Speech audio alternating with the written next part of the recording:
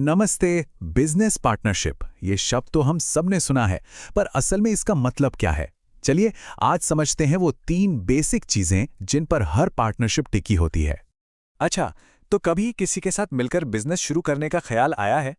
अगर हाँ, तो ये जानना तो बनता है कि एक मजबूत पार्टनरशिप लीगली बनती कैसे है। मजे की बात यह है कि इसकी पूरी कहानी ना सिर्फ 3 शब्दों में छिपी है। आज उन्हीं को समझते हैं। तो चलिए सबसे पहले बात करते हैं उस फाउंडेशन की, उस नींव की जिस पर पूरा बिजनेस खड़ा होता है। और वो है साझेदारी, यानी पार्टनरशिप। लीगल टर्म्स में इसका असली मतलब है क्या? तो देखिए, पार्टनरशिप में ना 3 बातें सबसे जरूरी हैं। एक, कम से कम 2 लोग तो होने ही चाहिए। 2, जो बिजनेस कर रहे हैं वो लीगल होना चाहिए।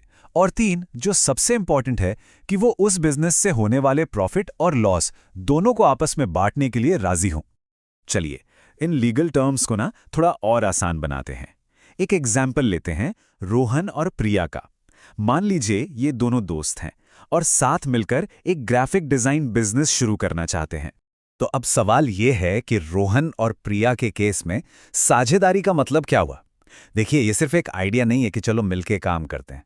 नहीं, ये एक प्रॉपर अग्रीमेंट है, एक पक्का समझौता जिसमें बिजनेस का पूरा प्लान है और ये भी तय है कि फ्यूचर में जो भी प्रॉफिट या लॉस होगा उसे कैसे बांटा जाएगा। ठीक है, तो अग्रीमेंट तो बन गया, लेकिन इस अग्रीमेंट को चलाएगा कौन? यहीं पर एंट्री होती है उन लोगों की जो इस पार्टनरशिप को असलियत में बदलते हैं, मतलब साझेदार या पार्टनर्स। एक साझेदार यानी पार्टनर सिर्फ वो नहीं होता जो बिजनेस में काम कर रहा है। पार्टनर वो भी है जो अपनी पूंजी लगाता है, मतलब पैसा या कोई और रिसोर्स। और क्योंकि वो इन्वेस्ट कर रहा है, इसीलिए बिजनेस के हर प्रॉफिट और हर लॉस में उसकी हिस्सेदारी भी होती है। अब देखिए, यहां एक बहुत इंटरेस्टिंग बात है। रोहन और प्रिया दोनों साझेदार हैं। इस बात से कोई फर्क नहीं पड़ता कि रोहन पैसा लगा रहा है और प्रिया बिजनेस मैनेज कर रही है।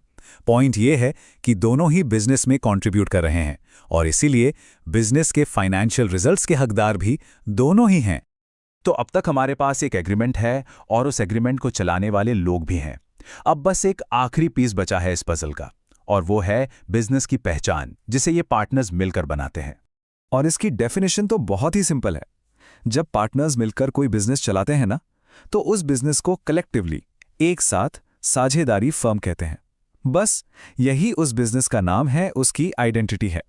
मतलब रोहन और प्रिया का जो बिजनेस है R&P डिजाइन्स, वो अब उनकी फर्म है। ये सिर्फ एक नाम नहीं है, बल्कि लॉ की नजरों में ये एक बिजनेस एंटिटी है, एक पहचान है जिसे वो दोनों मिलकर चला रहे हैं।